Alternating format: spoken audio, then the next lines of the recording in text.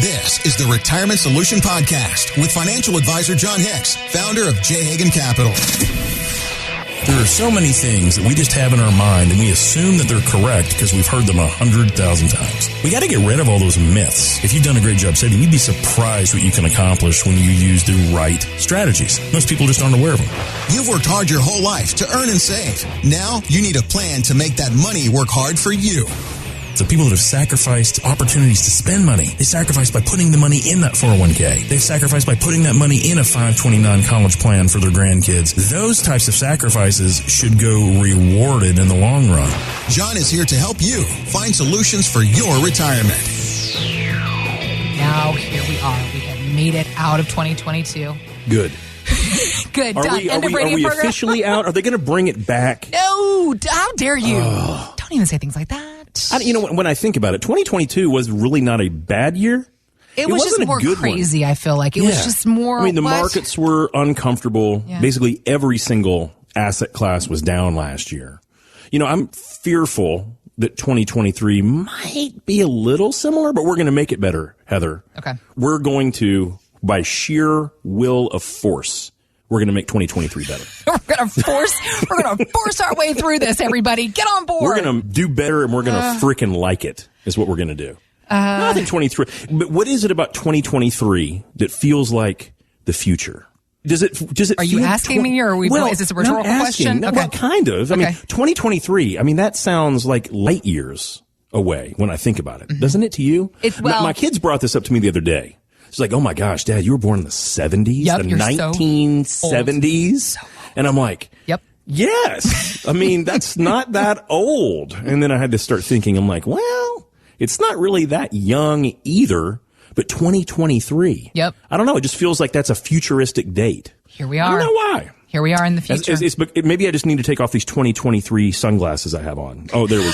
The New Year's glasses you're still wearing. You're still walking around. You're going to the grocery store. People are like, hi, John. It's like, John, that's a good look for you, buddy. You look like you're from the future. I'm like, I know. 2023. Feels like the future.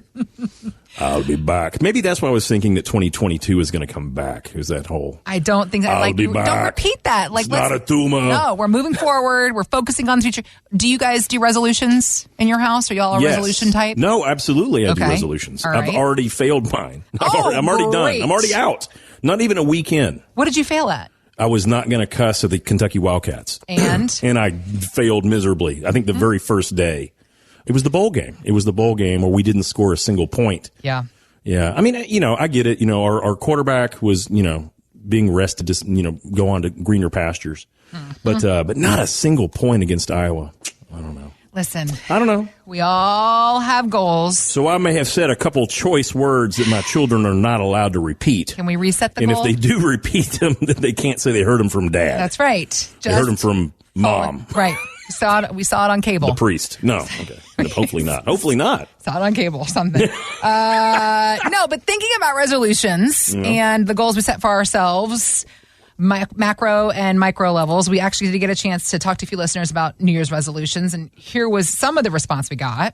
Get in shape and spend more time with my family. My New Year's resolution is to spend more time with my grandmother. She's at the point where I need to spend more time with her. I'd like to better balance my work and family life. I heard a lot about a family in there. That's good. Yes. I think those are all great ones. Mm-hmm. For me, I don't want to hang out with my family anymore. No. That came out wrong. Let me say this correctly. I love my family. My kids finally just went back, though. To school, from winter break, finally.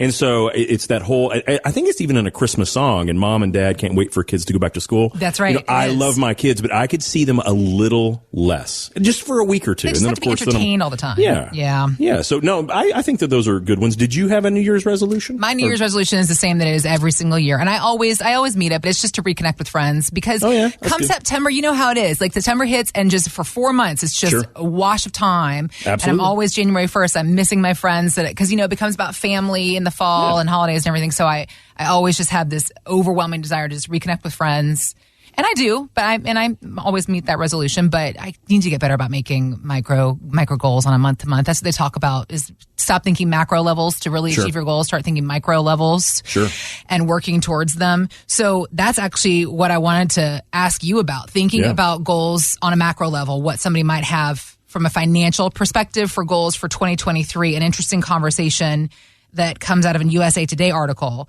was talking about how the market volatility has made...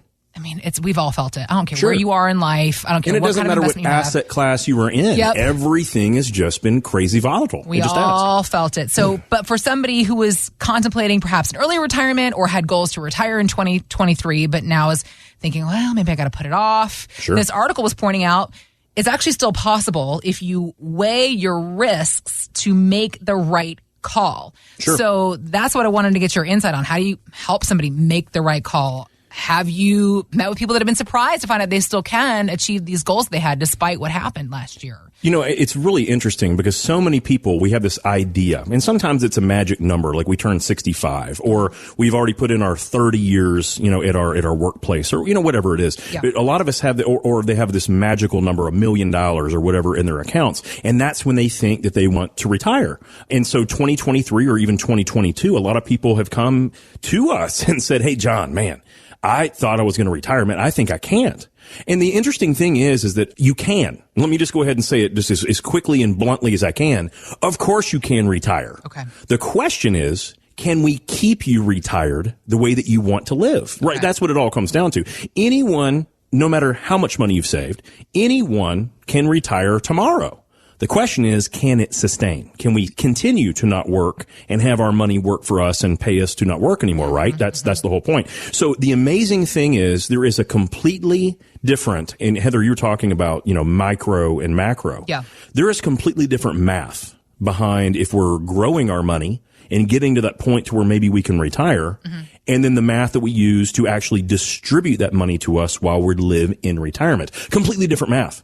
And what we've discovered over the years is that very few people, and when I say very few, less than 15% of the population is even aware of distribution mathematics. They have no idea. Okay. So what am I talking about? I'm talking about, hey, the things that we did to grow our money over time are completely different than the things that we need to do so that that money is still there and can keep giving us income when we retire. Got it. And the amazing thing is that most people, they're not aware. They're still looking at that idea of, man, John, I need to have these growth-oriented investments. I need to keep growing this money so that I can live in retirement.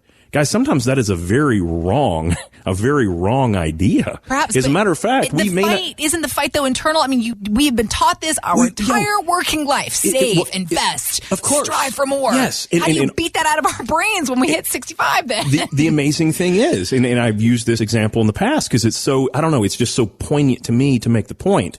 My grandfather had a really good working life, but he never made more than $30,000 a year. He just, you know, he was he started off in the military. He was a colonel in the military, and then he ended up being in the Corps of Engineers for the state of Tennessee. Yep. But the amazing thing is even though he never made more than $30,000 a year, when he retired, he had 3 different pensions. He had a federal pension, he had a military pension, and he had a state pension. The amazing thing is my grandfather, when he passed away right before the new millennium in 2000. He passed away in 1999. He had over $100,000 a year of guaranteed pension income when he passed away. You're kidding. No. And the crazy thing is that even if my grandfather had not saved a single penny, he's had that money coming in to live off of his whole life. And when he passed away, my grandmother, who survived him by, I think, 14 years, she had that income her whole life too. So the amazing thing is that, you know, when we think about retirement, how can we stay retired and have a really good retirement? Because he did. He had a lake house and they had a houseboat and they did all kinds of wonderful things. They traveled a lot when they were still healthy. It's because they had an income stream. It had nothing to do with the amount of money they had saved. They had an income stream. And that is the biggest thing that we have to understand. In order for us to be able to maintain a lifestyle in retirement, yes, it's good if we have everything paid off, right? It's good if the house is paid off. It just makes us feel better. It's good if we don't have a car payment. But let me explain that a different way. Yeah. But what would it be like if you just had a big enough income where you didn't have to worry about that car payment? It's just no big deal. You know that money was coming in to make that payment. Same thing about the house payment. Same thing about a yacht payment, if you will. The whole point is we need to have an income, and most people do not know how to generate a proper income from their investments. Well, and that's what I was going to ask you, because you talked about your grandfather having 3 pensions, but that's a luxury of the past. A lot of people are listening to you on the radio right now going, I don't have 1 pension. So how do I make this income that you talk about? The same concept, though, that is a pension is when we trade in some of the growth of some of that money, and instead we have it returned to us in income stream. Okay. That's essentially what a pension is. Right. It's foregoing the growth of an asset so that you can be certain that you have that asset to live off of. And a great example, it's kind of like looking at 2 different cows. Now I'm getting a little wild and crazy here, but we're going to use cows, right? No, there is one type of cow, like a steer, that's good to make a steak, right? Yep. So when you want to have a beef steak, you typically want to have a cow that's gotten bigger and fatter, and then you're going to have a big old fat steak from that, right? That's one type of cow. That would be like a growth account or what we've done on our 401ks. But another way to look at that is that what about a milk cow?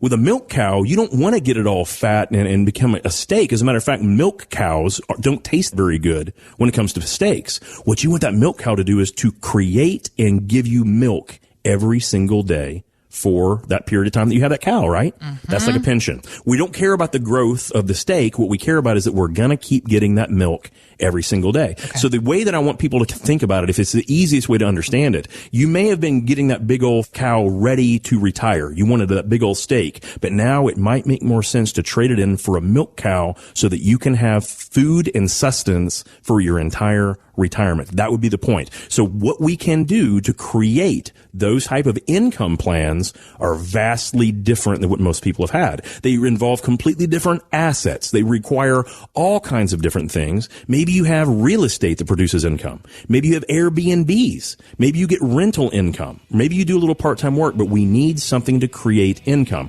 But what this article was talking about, real quick, Heather, the article was talking about when it comes to retirement, can you retire? Absolutely, if you know how you're going to develop your income. If you have a solid income plan, you can retire whenever you want. That is the power.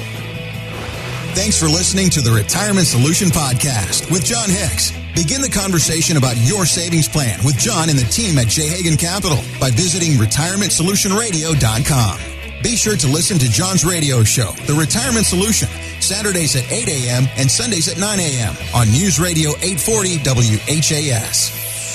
J. Hagan Capital Inc. is not licensed in all 50 states. To find out if J. Hagan Capital Inc. is licensed in your state, please call 502-690-5635. J. Hagan Capital Inc. is not affiliated with nor endorsed by the Social Security Administration or any other government agency. It does not provide legal or tax advice. Annuity guarantees rely solely on the financial strength and claims paying ability of the issuing insurance company. By contacting us, you may be provided with information about insurance and annuity products offered through Jonathan Hicks, Insurance License Number 548962.